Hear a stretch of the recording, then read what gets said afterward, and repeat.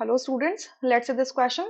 The question says in the metal carbonyls of the general formula MCOX, which follows EAN rule, if M is Ni nickel, Fe iron, Co chromium, the value of X will be respectively. चार options आपको given है, ठीक है। हमें ये क्या दिया है, मेटल कार्बोनिल दिया है। ये हमारा मेटल कार्बोनिल है, मतलब सेंट्रल मेटल जो है वो कार्बोनिल लिगैंड के साथ में कॉम्प्लेक्स का फॉर्मेशन कर रहा है, ठीक है।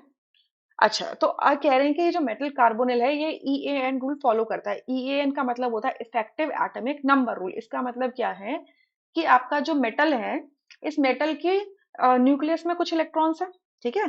सॉरी, न्यूक्लियस के अंदर प्रोटॉन्स होते हैं, सॉरी, न्यूक्लियस के अंदर प्रोटॉन्स है, इसका सर्टेन एटॉमिक नंबर है, ठीक है। बट जब ये कॉम्प्लेक्स का फॉर्मेशन करता है तो ये जो लिगैंड्स होते हैं ये भी कुछ इलेक्ट्रॉन डोनेट करते हैं कोऑर्डिनेटिवली। सो ये इलेक्ट्रॉन्स इसके वैलेंस शेल में अपीयर होते हैं, ठीक है। तो इसके खुद के इलेक्ट्रॉन्स और लिगैंड्स के द्वारा दिए गए इलेक्ट्रॉन्स ये जब मिल जाते हैं तो उसके टाइम पे जो टोटल इलेक्ट्रॉन काउंट होता है उसको हम कहते हैं इफेक्टिव एटॉमिक नंबर, ठीक है। तो कहते हैं कि अगर इफेक्टिव एटॉमिक नंबर फॉलो होता है तो इसका मतलब वो nearest noble gas configuration follow होना चाहिए। अब हमारी जो नोबल गैसेस हैं वो कौन सी है? Helium, neon, argon. हीलियम कितना होता है? 2। नियॉन कितना होता है? 10। आर्गन कितना होता है? 18, ठीक है। क्रिप्टन, जेनन, रेडॉन, ये होते हैं, ठीक है। ये हमारी नोबल गैसेस हैं और लास्ट में आता है ओगैनिसन 118 पर। क्लियर? 118 पर ओगैनिसन आ जाता है।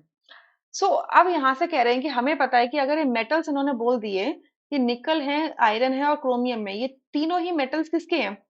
Three D three D series के हैं। थ्री डी सीरीज या फर्स्ट ट्रांजिशन सीरीज के हैं। ये फोर्थ पीरियड के एलिमेंट्स हैं। चारों के चारों क्या है? पीरियड नंबर 4 के एलिमेंट हैं।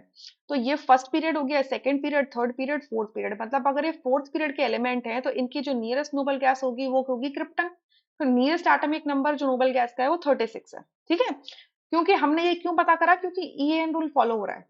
तो अब देखो कैसे यहाँ पर मैथमेटिक्स लगाएंगे। निकल के लिए करते हैं सबसे पहले, ठीक है।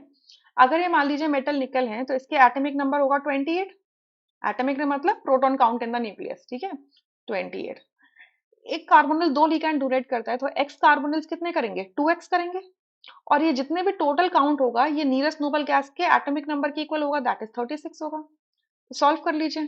तो 2x इज इक्वल्स टू 8 और x इज इक्वल्स टू 4। मतलब निकल अगर मेटल होगा तो इस x की वैल्यू होगी 4, ठीक है। 4। तो ये फर्स्ट ऑप्शन तो नहीं हो सकता। सिमिलर ग्राउंड्स पे अगर मैं आयरन की बात करूं तो आयरन का एटॉमिक नंबर होता है 26। So again 26 plus 2x is equals to 36। So 2x is equals to 10 and x is equals to 5। Iron के केस में कितने कार्बोनिल होंगे? 5 कार्बोनिल होंगे। तो देखो यहाँ पर 5 है, यहाँ पर 4 है और यहाँ पर 6 है। यानी कि फोर्थ ऑप्शन भी नहीं हो सकता, थर्ड ऑप्शन भी नहीं हो सकता। सेकंड ऑप्शन अब तक ठीक आ रहा है। अब यहाँ पर किसकी बात करते हैं? क्रोमियम की। क्रोमियम का एटॉमिक नंबर होता है 24। तो हो जाएगा 24 plus 2x is equals to 36। So 2x is equals to कितना होगा? 12। x इज इक्वल्स टू 6 हो जाएगा। तो ये देखो 6 आ रहा है। यानी कि सेकंड ऑप्शन यहाँ से करेक्ट है, rest options would be incorrect. I hope you understood this question really very well. Thank you.